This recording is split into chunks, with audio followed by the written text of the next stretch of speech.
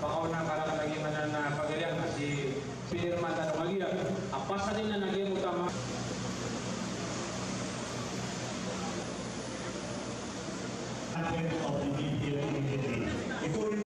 Report sa akin ba siyang napatay, pero habang nag-declare sila, yung iba dyan naputukan ng IED, yung iba na baril yan. Talagang harap-harapan na yung putukan eh. Mayroon po silang mga attempt na ginagawa na tumatakbo sila sundalo, nagkano ng granada. Kaya doon namatayan kami ng malaking kahapon. Hindi gumamit ng car bomb? Hindi po natin masabi kasi operational matters na po yan. Talaga po suicidal na sila. Sa ngayon, meron pong announcement si Abdullah to conduct massive suicide attack. Doon sa main battle area at doon din po sa campaign area. Medyo talagang ganun po ang ano nila eh.